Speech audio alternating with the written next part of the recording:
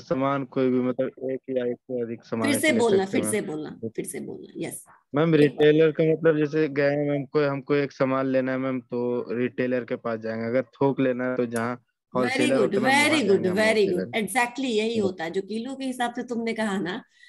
संदीप, क्या camera on कर लो तो मैं तुम्हें अच्छे से पढ़ा पाऊंगी। Yes ma'am. Sandeep, switch on your camera. ठीक है, वो किलो के हिसाब से एक्चुअली यही होता है। रिटेल का मतलब होता है कि जब जो भी आप प्रोसेस यूज करते हैं, जो भी आप चैनल्स यूज करते हैं, चाहे जिस तरीके से भी यूज करें, बट पूरे एक रिटेल एक प्रोसेस है जिसमें प्रोक्योरमेंट से लेकर के आप किसी भी तरीके से प्रोक्योर करते हैं सामान को, लेकिन उस सामान को एंड कंज्यूमर को कंजम्पशन के लिए, उसके फैमिली के कंजम्पशन के लिए जब हम सेल करते हैं तो उसको क्या बोलते हैं, उस बिजनेस को हम रिटेल बिजनेस बोलते हैं। समझ में आया? यानी कि अब हम चलेंगे धीरे धीरे, मैं आपको उस जगह पे भी, स्लाइड पे भी ले जाऊंगी और सप्लाई चेन के बारे में भी समझेंगे, पर अभी समझते हैं थोड़ा सा। सपोज करो कि ये मोबाइल है, ठीक है ना, इसको एमआई ने बनाया है, ठीक है, तो इसका मैन्युफैक्चरर कौन हो गया? एमआई की कंपनी है, राइट। लेकिन ये मैन्युफैक्चरर है, ये रिटेलर नहीं है, राइट। प्रोडक्शन यूनिट है इसका, ये बनाती है। ये बना करके किसको देती है? ये बना करके होलसेलर्स को रिटेल देती है, होलसेल। होलसेलर्स को देती है, होलसेलर्स है। यस उसके मैम। बीच में एजेंट ब्रोकर्स भी आ सकते हैं। लेकिन अभी हम सिंपलेस्ट जो सप्लाई चेन है उस पर चलते हैं कि मान लो कोई भी मैन्युफैक्चरिंग यूनिट है, वो मैन्युफैक्चर करता है गुड्स को और दे देता है होलसेलर को।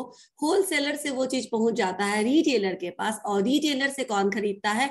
हम और आप, यानी कि जो कंज्यूमर है, जो कस्टमर है, वो पर्सनल यूज के लिए, अपने कंजम्पशन के लिए या अपने फैमिली के कंजम्पशन के लिए उस चीज को खरीदता है। तो मैं क्या हूं? I am a consumer. और मेरा किससे रिलेशन है? मेरा डायरेक्ट, मेरे पे किसके टच में हूं? प्रोड्यूसर से, मैन्युफैक्चरर से, होलसेलर से, या रिटेलर से? रिटेलर। मैं बिल्कुल, तो रिटेलर और हाँ। कंज्यूमर डायरेक्ट टच में होते हैं, इसीलिए रिटेलर उसको बोला जाता है जो डायरेक्टली किसी भी।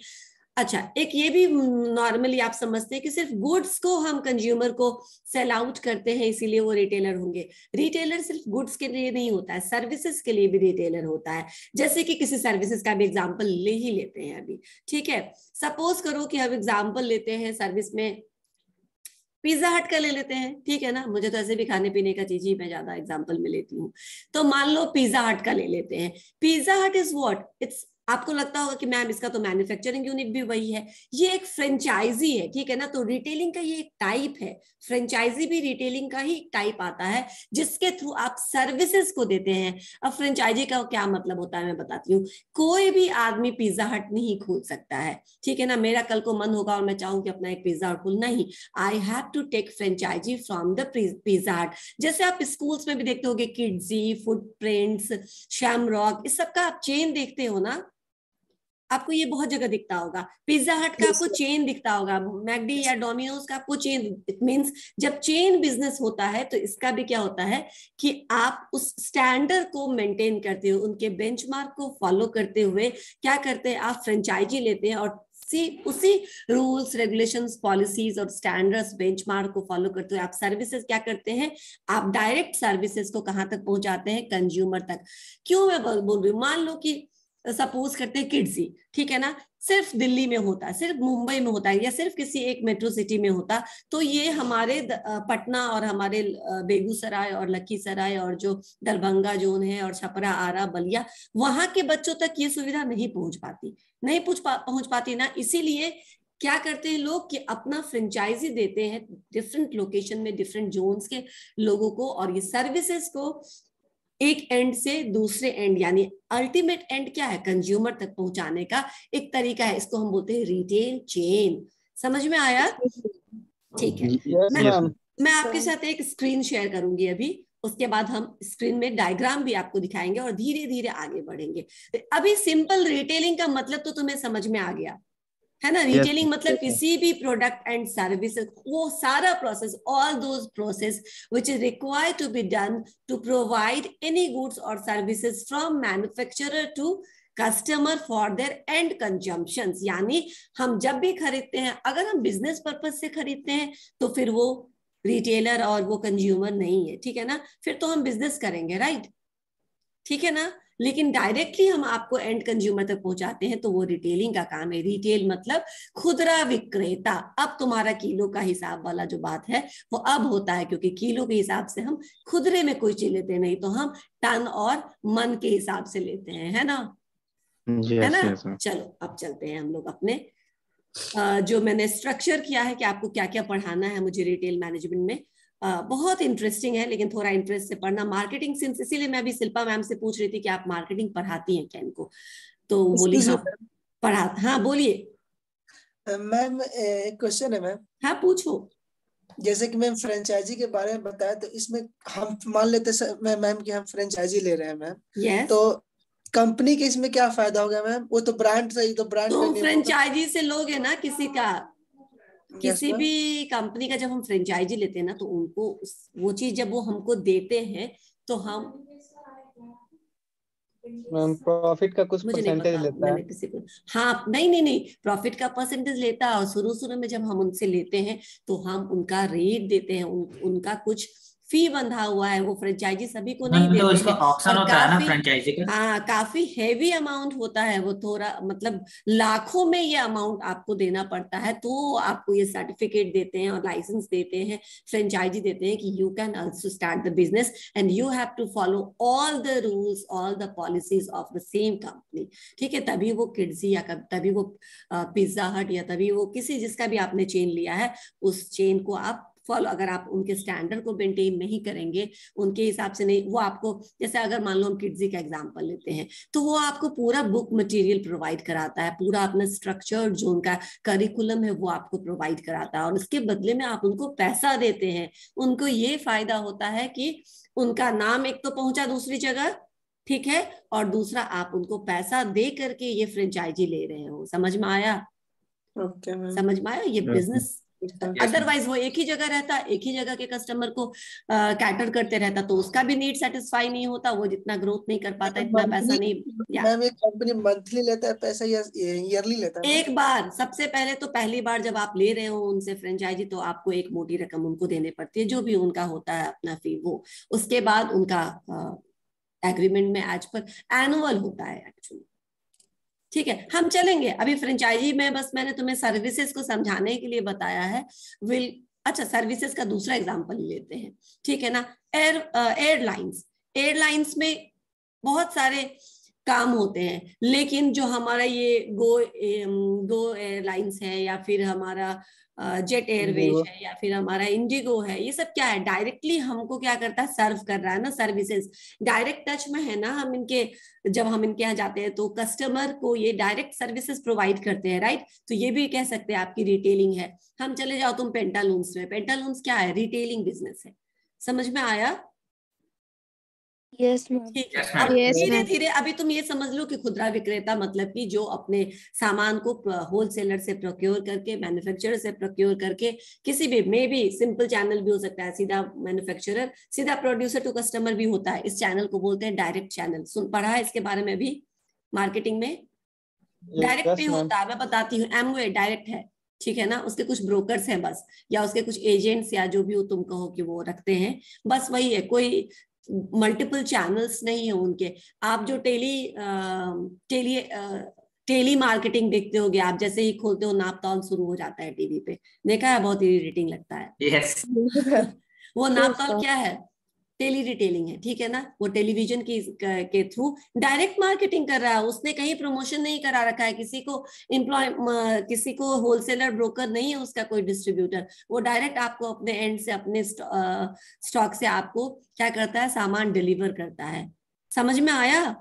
ये भी यस रिटेलिंग मैम। का एक, तो हम चलेंगे, different types of e retailing है। कॉमर्स बिजनेस भी डायरेक्ट करते हैं e-commerce ma'am. Business is also the example of retail business. चलेंगे हम उस सब में, लेकिन अभी सिर्फ रिटेलिंग का तुम अपना पुराना याद रखो कि जब भी हम किसी दुकान में जाते हैं और डायरेक्ट दुकानदार से एंड कंज्यूमर तक कोई भी प्रोडक्ट या सर्विसेज पहुंचता है, तो उस मार्केटिंग प्रोसेस को हम रिटेल मार्केटिंग प्रोसेस बोलते हैं, राइट? चलो अभी मैं एक सेकेंड, मैं स्क्रीन शेयर कर रही हूँ।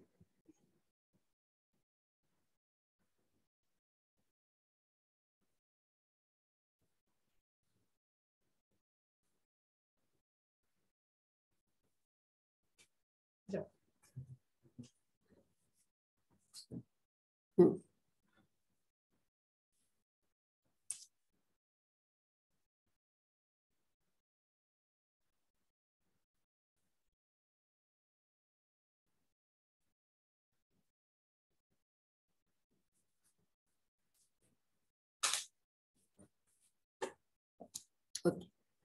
गया।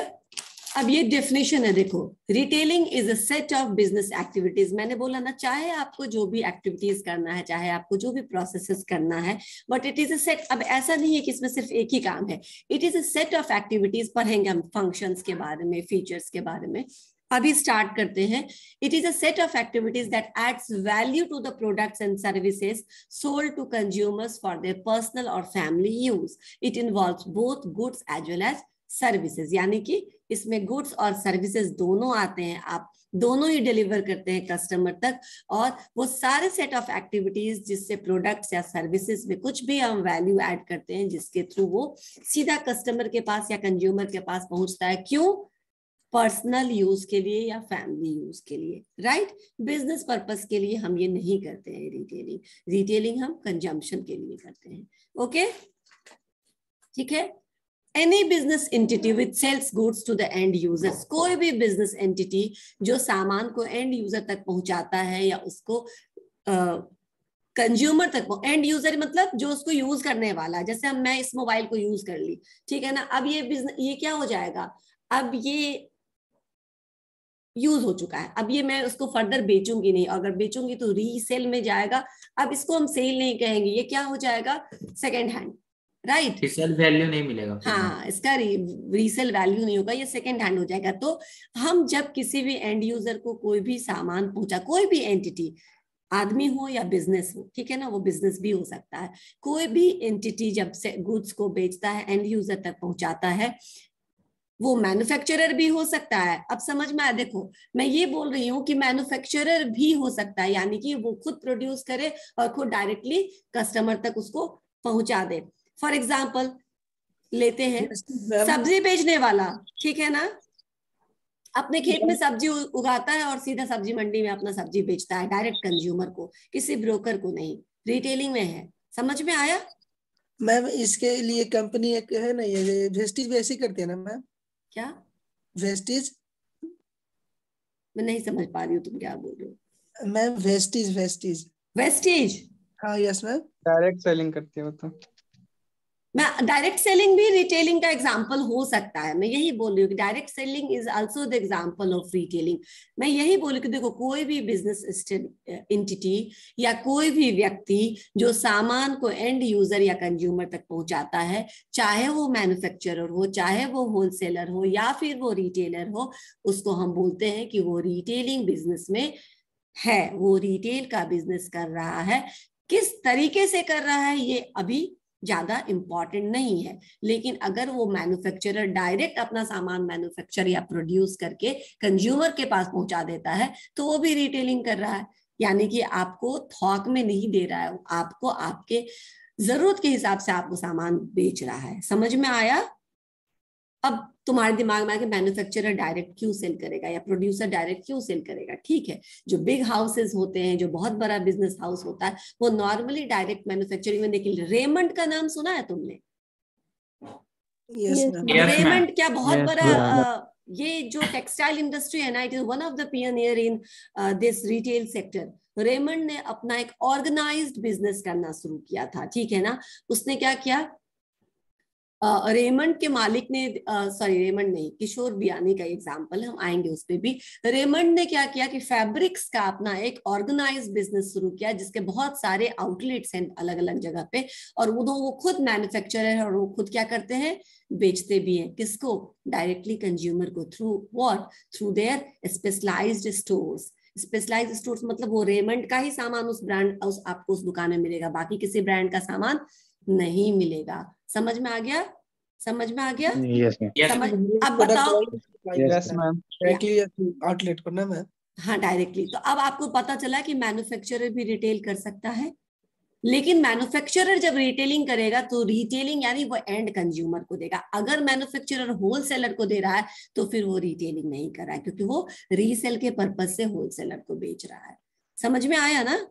तो होलसेलर भी रिटेलिंग कर सकता है। होलसेलर रिटेलर को ना दे करके सीधा सामान कहाँ पर पहुंचा दे, सीधा सामान कंज्यूमर को बेचे सस्ते दामों पर। समझ, मैं बताऊंगी ऐसे एग्जांपल्स आपको दूंगी, आपको समझ में आ जाएगा। अभी आप समझ लीजिए, all those business, all those persons who involve in procuring the goods और services and finally delivering these goods and services to the customer for their use, for their personal use, is can be said to be engaged in retail business, right? वो किस channel से जाता है, वो किस तरीके से करता है, वो थोड़ी देर के लिए, इससे कोई मतलब नहीं। यानी कि कहीं से भी अगर वो डायरेक्ट कंज्यूमर के पास पहुंच रहा है तो वो रिटेलिंग कहलाएगा। ठीक है, आगे बढ़े। Yes ma'am. ठीक है, चलो अब इसमें क्या है कि एक हम लोग पढ़ेंगे इसका सप्लाई चेन, लेकिन सप्लाई चेन से पहले मैं आपको इवोल्यूशन ऑफ रिटेल बिजनेस पढ़ाती हूँ। इवोल्यूशन मतलब कैसे ये इवॉल्व हुआ था। तो मैं क्या लगता है कि रिटेल बहुत नया है? No ma'am. बहुत पुराना। No ma'am. जैसे जैसे पुराना है, कितना पुराना बताओ? मैम रिटेलर तो बहुत पुराना है मैम, काफी। हाँ मुझे बताइए, एक आध एग्जांपल बताइए पुराने रिटेल। हाँ रिटेल पुराना है, इतना तो कम से कम आप लोग जानते हैं कि रिटेलिंग कोई नया कॉन्सेप्ट नहीं है, ये एक पुराना कॉन्सेप्ट है। यानी हिस्ट्री होगा कुछ रिटेलिंग का। देखो, since the evolution of human being, जब से ह्यूमन बीइंग इस धरती पर आया है तब से वो क्या कर रहा है, एक्सचेंज कर रहा है गुड्स को। ठीक है ना, कुछ ना कुछ दे रहा है, कुछ ना कुछ ले रहा है, राइट? इतना तो होगा। तो बहुत पुराना एक सिस्टम था, बार्टर सिस्टम, जिस समय पैसे रुपए नहीं हुआ करते थे लोगों के पास। ठीक है, तो क्या करते थे, तो 4 किलो चावल के बदले 2 किलो, हाँ, एक्सचेंज कर लेते थे। ये भी एक रिटेलिंग था। क्यों? क्योंकि आपको दाल की जरूरत है, मुझे गेहूं या चावल की जरूरत है, तो आपका दाल का नीड सेटिस्फाई हो गया, मेरे चावल या गेहूं का नीड सेटिस्फाई हो गया, और हमने आपस में एक्सचेंज कर लिया, गुड्स को गुड्स के बदले में दे दिया। It is known as barter system. ठीक है ना, वो बार्टर सिस्टम भी रिटेलिंग का एग्जांपल है, क्योंकि एंड यूज के लिए दे रहे हैं हम इसको, बेचने के लिए नहीं देते थे ना बार्टर करके। No no ma'am. ठीक है, 4 भैंस के बदले में 2 शीप खरीद लिया। ठीक है, बार्टर सिस्टम ये सब चलता आ रहा है ट्रेडिशनली हम पहले से, क्योंकि पहले करेंसी नहीं था। ठीक है ना, सिर्फ इंडिया में ही नहीं, विदेशों में भी ये रहा है, एथेंस में, ग्रीस में, हर जगह ये रहा है कि people exchange goods in exchange of goods only what they need. This is known as barter system. तो रिटेलिंग तो उतना पुराना है। इसके अलावा हाट, मंडीज, मेलाज, हाट वगैरह कभी सुना है तुमने? गांव में हाट लगता है, आज के दिनों में भी रूरल एरियाज में हाट लगता है। लोग कहते हैं मंगल बाजार होता था। बिल्कुल, लोग बोलते हैं मंगल बाजार है, बुध बाजार है, फलाना है, चिलाना है, रोड पे जो लगता है बिल्कुल बिल्कुल। वो क्या होता था, वो एक खाली जगह पे लगाया जाता है, और जो भी जरूरी की चीजें होती थी, गांव वाले जाते थे और अपनी जरूरत की चीजें उस बाजार से खरीद के लाते थे। Is it not the example of retail only? अब प्रॉब्लम, मेला में क्या होता था, आप इंटरटेनमेंट भी कर रहे हो और अपनी जरूरत की चीजें भी खरीद रहे हो।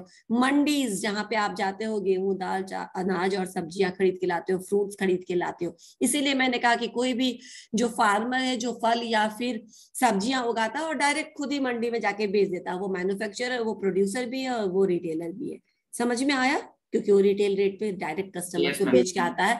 उसको बीच में देखो, जब बीच में कोई होता है तो क्या करता है, वो अपना भी मुनाफा देखेगा ना। तो मान लो कि तुमसे वो लेता है 50 रुपए में सामान प्रोड्यूसर से, और वो बेचेगा 60-70 रुपए में, तो उसका 10-20 रुपए का ये मुनाफा भी वो किसी को नहीं लेने देता। वो प्रोड्यूसर जो खुद ही रिटेलिंग करता है, भाई सस्ता बेचे महंगा बेचे, सारा मुनाफा मेरे जेब में आएगा। समझ में आया? तो ये भी एक रिटेलिंग का पैटर्न रहा है। तो इवोल्यूशन ऑफ रिटेल जब था तो हार्ट्स थे, मंडीज थे, बार्टर सिस्टम तो मैंने आपको बताया ही, ये सारा कुछ था। इसमें क्या होता था, एक्सचेंज ऑफ गुड्स भी होता था, और साथ ही इंटरटेनमेंट का भी ये एक जरिया था, जहां लोग सोशलाइज करते थे, लोग जाते थे इकट्ठा होकर के और खरीदते थे, घूमते फिरते थे और आ जाते थे। ठीक है, सबसे पहले तो हम लोगों ने यहाँ से शुरू किया। उसके बाद पीडीएस बोलते हैं पब्लिक डिस्ट्रीब्यूशन सिस्टम को।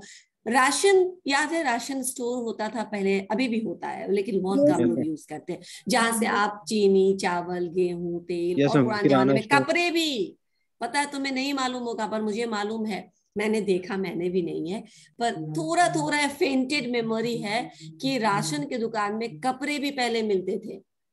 ठीक है, सस्ते रेट के कपड़े, गवर्नमेंट का वो इस्टेब्लिशमेंट होता था जिसको रिटेल बोलते हैं, जो अभी भी एग्जिस्ट करता है अपने देश में कई जगहों पर, जहां से आप सस्ते और सब्सिडाइज्ड रेट पे आपको अनाज या तेल या चीनी या जो भी सामग्री है वो मिल जाता है। ठीक है, ये पीडीएस होता है। प्राइसेस ना मैम, क्या जैसे कोई भी इंटरप्राइजेस जो होता है वहां पे हर एक सामान मिलता है ना मैम? इंटरप्राइजेस की बात नहीं कर रही हूँ मैं तुम्हें याद दिला रही स्टोरी। मैं आपको एग्जांपल दे रही हूँ कि जैसे अपना राशन स्टोर सब है ना, जो गवर्नमेंट के राशन, जिसका राशन कार्ड होता है आपके पास, नाम होते हैं बिल्कुल, जो बहुत सस्ते।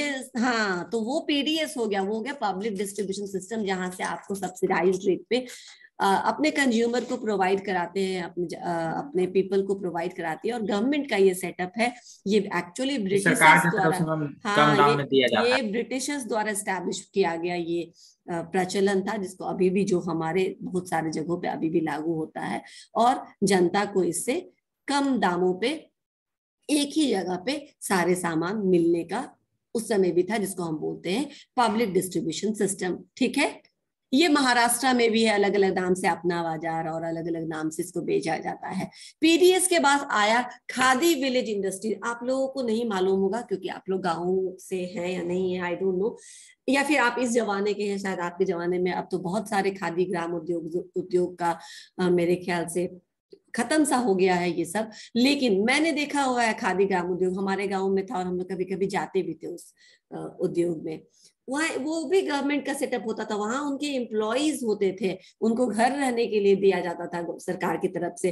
वो खादी वस्त्रों को प्रमोट करने के लिए ये KVIC, the khadi and village industry, ठीक है ना, उसको प्रमोट किया गया था। और बहुत सारे 7050 तो केवीआईसी के स्टोर्स अभी भी अपने कंट्री में हैं, जो कोऑपरेटिव मूवमेंट के थ्रू चलाए जाते हैं। ठीक है, केंद्र, इसको बोलते हैं भंडार, बोलते थे हम लोग केवीआईसी के अंदर जो होता है ना, उसको बोलते हैं केंद्रीय भंडार। वहां पे जाकर के आप कॉटन बेचते थे। गांव में पता है, तुम लोग चरखा चलाते देखते होगे, किसी को उससे कॉटन से सूत निकालते हुए देखते होगे, धागा, उस थ्रेड को इस खादी भंडार में जाकर के दे दिया जाता था। और ये वो सारे थ्रेड्स इकट्ठा जहाँ भेजते थे, जहाँ पे मैन्युफैक्चरिंग होता था खादी के वस्त्रों का। ठीक है, तो ये पूरा चलता था कोऑपरेटिव, ये सब गवर्नमेंट का चलाया हुआ रिटेल ऑर्गेनाइजेशन से। महाराष्ट्र में बॉम्बे बाजार है, सहकारी भंडार से, बहुत सारे आपको सहकारी भंडार से वहां मिल जाएंगे, अपना बाजार मिल जाएगा, जो कि रिटेल का बिजनेस करता है कम रेट पर। अगर बिचौलिया आएंगे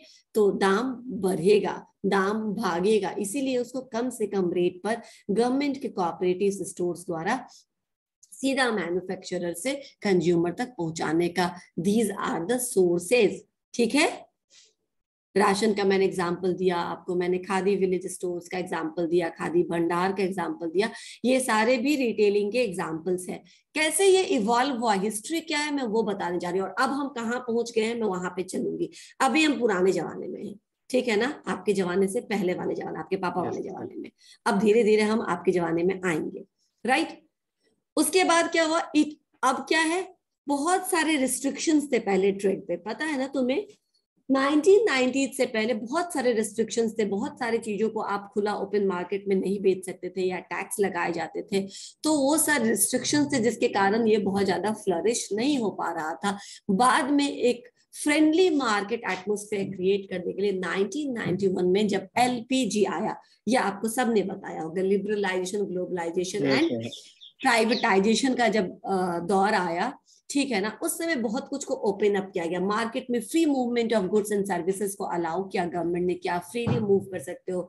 सिर्फ domestic movement of goods and services ही नहीं, इवन आप बाहर के एक्सपोर्ट इंपोर्ट में भी बहुत सारे रिलैक्सेशंस दिए गए, बहुत सारे एग्जम्पशंस दिए गए टैक्स में, और भी बहुत सारे प्रोसीजर्स में, डॉक्यूमेंटेशंस में, जिससे क्या आप फ्रीली गुड्स को एक जगह से दूसरी जगह या फिर सर्विसेज को एक जगह से दूसरी जगह प्रोवाइड कर सकते हैं। ये जो सिनेरियो क्रिएट हुआ, इसमें रिटेल को एक बूम मिला, एक किक मिला, और रिटेल बिजनेस इसके बाद से काफी ज्यादा फ्लरिश हुआ। ठीक है, मैं आपको बोलती हूँ कि हमारे यहाँ जो अब ऑर्गेनाइज्ड और अनऑर्गेनाइज्ड सेक्टर पे हम आएंगे धीरे धीरे, लेकिन यहां तक तो समझ में आ गया। इंडिपेंडेंट स्टोर्स जो थे पहले, नलीज है, काफी पुराना है, ठीक है ना, बहुत पुराना है, जिसके आपको स्टोर, ये साउथ इंडियन स्टोर है जो साउथ इंडियन सिल्क साड़ीज में और सिल्क के फैब्रिक्स में डील करता है। इसका बहुत सारा स्टोर है, बहुत लंबे समय से है। इसी तरह बिबेक्स का है, ठीक है ना, वो एक ब्रांड है, एस्टैब्लिश्ड है, जो बहुत पुराने समय से चलता आ रहा है, ठीक है। लेकिन उसके अलावा जो मैंने बताया था रेमंड ने एक ऑर्गेनाइज्ड बिजनेस के रूप में इसको शुरू किया, ठीक है ना। जो टेक्सटाइल इंडस्ट्री है वो एक्चुअली पियनियर है रिटेलिंग के क्षेत्र में, तो रेमंड ने अपना एस्टैब्लिश शोरूम के थ्रू, स्पेशलाइज शोरूम के थ्रू अपने फैब्रिक्स को प्रमोट करना शुरू किया और बेचना शुरू किया। और अब इसका अक्रॉस द वर्ल्ड 20,000 रिटेलर्स हैं अभी, और 429 शोरूम्स या उससे अधिक है इस कंट्री में, ठीक है। तो this is the evolution of retail. तो अब हम इस पर चलते हैं कि पहले पुराना फॉर्मेट क्या था। मैंने आपको हाट बताया, बार्टर सिस्टम बताया, हाट बताया, मेला बताया। पुराना सिस्टम क्या था, उससे भी पुराना सिस्टम है इटिनरेंट सेल्समैन। इसका मतलब समझते हो? साइकिल पे लेकर के कोई सन पापड़ी बेचने आता था, किसी ने देखा है इस क्लास में? Yes, Yes, ma'am. ma'am. वो वही था, वही Yes, था ma'am. जो घूम घूम के बेचता है ना ठेला पे, समझे, Yes, साइकिल पे। अब Yes, मैं ma'am. नहीं देखती यार, अब तुम लोग ज्यादा लकी हो, मुझे नहीं मिलता। नहीं तो मुझे वही सोन पापड़ी पसंद था, मुझे ये हल्दीराम का सोन पापड़ी पसंद भी नहीं है, मुझे वो साइकिल वाला सोन पापड़ी ज्यादा पुराना अच्छा जमाना वाला टेस्टफुल था। बिल्कुल। और सस्ता मिलता था ना, पेपर के बदले भी दे देता था, Yes, पेपर ma'am. दे देते थे। मालूम सामान एक्सचेंज दूध का करके प्लास्टिक के बदले मिलता था। बताओ तो अब हम आप तो सब आपको मालूम है, ठीक है ना, आप लोग तो सब कुछ यूज कर चुके हैं। मैं बोलती हूँ कि पुराने जमाने की बात है। These are the itinerant salesman, जो घूम घूम कर सामान को बेचते हैं। पता है तुम्हें, पान पराग का जो बिजनेस किया है ना, वो भी पहले पान घूम घूम कर बेचता था, और फिर वहां से उसके दिमाग में आइडिया आया कि ये पान तो खराब हो जाता है, मैं जब घूम घूम कर बेचता हूँ, शाम तक जो बिका वो बिका, उसके बाद ये खराब हो जाता है, यूज नहीं हो पाता है, मैं क्या करूं। और वो पूरे दिन सुबह साइकिल से निकलता था और दिन भर पान को बेचता रहता था साइकिल पे। फिर उसने आइडिया निकाला कि क्यों ना मैं कुछ उसका ऑल्टरनेटिव निकालूं, और फिर उन्होंने पान पराग जो है ना उसका इजाद किया, जो खराब नहीं होगा, एक बार आप पैकेज रखेंगे और जगह जगह पे बेच सकेंगे, ठीक है ना। शॉप पे दे सकते हैं। बिल्कुल। तो वो भी क्या है, उस तरह के जो शुरू में जो साइकिल या ठेले से जो हम घूमकर बेचते हुए अभी भी किसी को देखते हैं, वो भी रिटेलिंग है, but that is the example of traditional formats and itinerant salesman, हम उसको बोलते हैं। उसके बाद हार्ट्स आप ऑलरेडी जानते हो, मेलास, एक मिनट इसको थोड़ा ठीक है, ये मेलास हुए। मेला में जाकर के जब हम कुछ खरीदते हैं जो सामान, वो भी, उसमें भी बहुत कुछ होता है, गांव घर में उसमें भी बहुत कुछ मिल जाता था, जो लोग याद से, ध्यान से रखता था कि बुधवार को मेला लगने वाला है तो हम ये सामान खरीद कर लाएंगे मेला से, ठीक है। मंडी, जहाँ पे जाकर के आप फ्रूट्स, वेजिटेबल्स, ग्रेन्स वगैरह खरीद सकते हैं, ये सब कुछ अवेलेबल होता है मंडीज में। ये ट्रेडिशनल फॉर्मेट था, ये हमारा पुराना फॉर्मेट था, लेकिन रिटेल का ही टाइप है ये, ठीक है। अभी जो फॉर्मेट है स्टैब्लिश्ड फॉर्मेट, अभी पर तो जाते भी नहीं है, अभी तो और भी बहुत कुछ आ गया।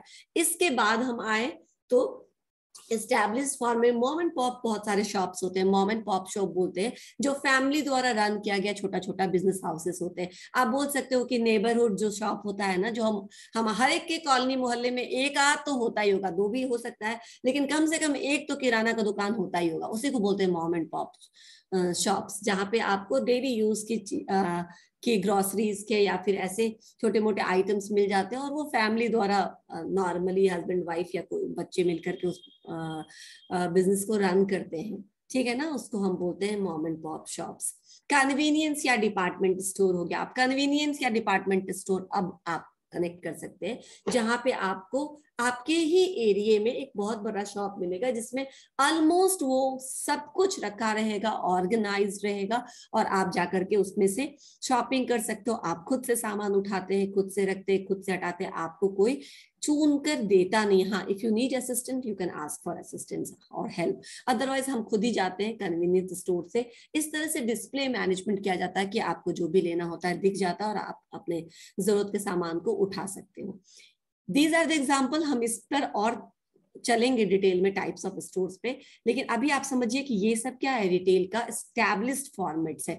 These are unorganized. ये सब क्या है, अनऑर्गेनाइज्ड। ऑर्गेनाइज नहीं था, जरूरी थोड़ी ना जो आज साइकिल पे चल के आया वो कल भी आएगा, नहीं था ना, वो फिर कल किसी और इलाके में जाएगा, परसों कहीं और जाएगा।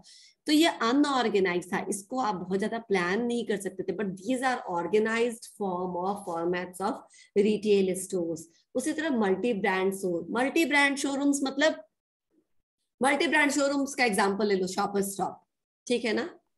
बहुत शॉपर स्टॉप्स में बहुत सारे ब्रांड्स मिल जाएंगे आपको, बहुत सारे ब्रांड्स मिल जाएंगे आपको उसमें, लेकिन रेमंड में सिर्फ रेमंड का मिलेगा। तो वो क्या हो गया, वो आपको वैसे स्टोर्स, हाँ, वो जो स्पेसिफिक एक ही तरह के ब्रांड्स में एग्जिस्ट करता है उसको हम बोलते हैं एक्सक्लूसिव ब्रांड आउटलेट्स, EBO, ठीक है। लेकिन मल्टीपल ब्रांड शोरूम में आपको एक ही छत के अंदर बहुत सारे ब्रांड्स के सामान मिल जाएंगे। जैसे मैंने आपको शॉपर स्टॉप बताया, लाइफ स्टाइल बताया, वेस्ट एंड्स बताया, ये सब क्या है, इसमें आपको बहुत सारे ब्रांड का सामान मिल जाएगा। और बहुत कुछ, सिर्फ टेक्सटाइल ही नहीं, बहुत कुछ मिल जाएगा, घड़ी मिल जाएगी, परफ्यूम मिल जाएगा, चप्पल मिल जाएगा, पर्स मिल जाएगा, कपड़ा मिल जाएगा, बहुत कुछ मिल जाएगा, ठीक है। एंड डिफरेंट ब्रांड्स के मिल जाएंगे, राइट।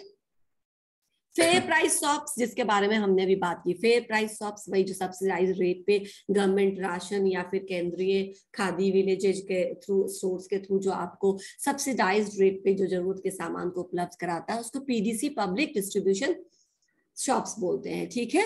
उसके बाद कोऑपरेटिव्स, जो मैंने बताया कि कोऑपरेटिव्स भी गवर्नमेंट के सपोर्ट से चलता है, और वो भी लोकल जो रिटेलर्स, लोकल जो कंज्यूमर है, उनको कम रेट पर सामान प्रोवाइड करे। और पान बीड़ी शॉप जो आप नुक्कड़ में देखते हो, जो छोटे मोटे जरूरत के सामान आपको जहां से मिल जाता है, ठीक है ना, खाने पीने का, बिस्किट, चॉकलेट, छोटा मोटा कुछ कुछ मिल जाता है, बहुत ज्यादा इन्वेस्टमेंट नहीं रहता, बट दीज आर एस्टैब्लिश्ड, ये घूमते नहीं रहते, ये एक जगह रहते हैं और कभी भी आप जा सकते हैं, कभी भी आप सामान ले सकते हैं, ठीक है।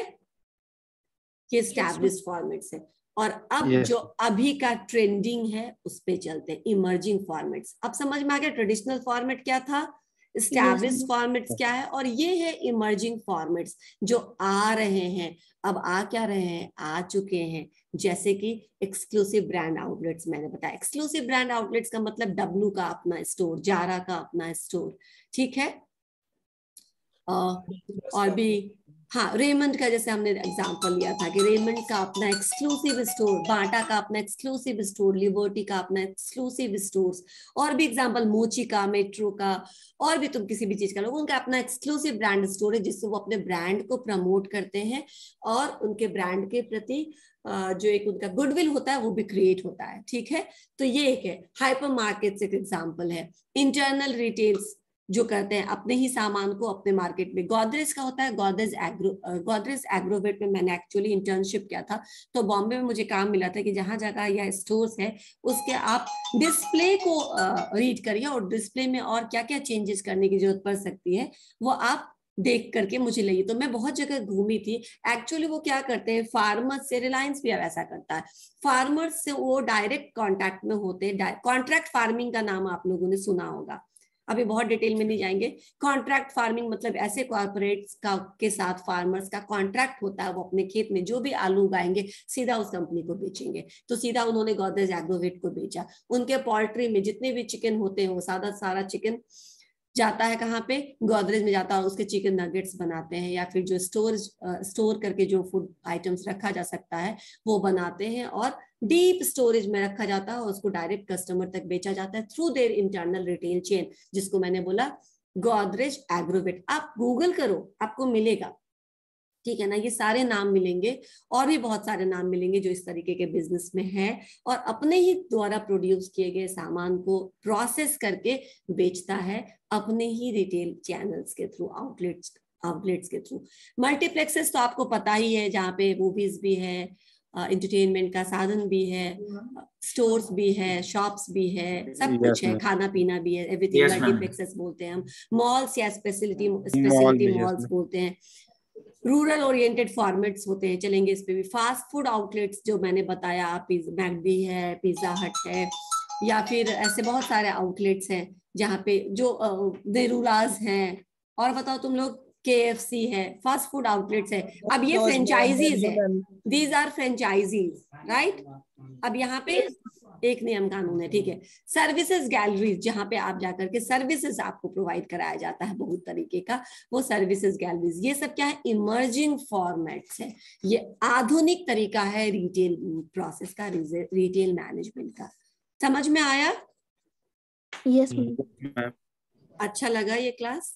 Yes ma'am. अब हम लोग नेक्स्ट क्लास में इंटरेस्टिंग ये क्लास देखो, था। गुड, मुझे भी इंटरेस्टिंग लगा। टाइम कब निकला से पता Yes, ही नहीं ma'am. चला। नहीं पता चला ना। तो अब हम लोग नेक्स्ट क्लास में, ये थोड़ा सा डायग्राम है जो मैंने आपको भी बताया ना, वो सबको डायग्राम के फॉर्मेट में मैंने यहाँ पे डाला है, ठीक है। एक बार तुम लोग खुद देखना, मैं अभी तो नहीं सेंड करूंगी क्योंकि इसमें अभी मैं काम कर ही रही हूँ इस पे, ठीक है, लेकिन मैं आपको भेज दूंगी ये सब भी, आप एक बार Okay. चेक कर लीजिएगा। ऐसे सब बता दिया। और अब हम लोग नेक्स्ट पढ़ेंगे वो सप्लाई चेन पढ़ेंगे, क्योंकि सप्लाई चेन समझना जरूरी है, ठीक है ना।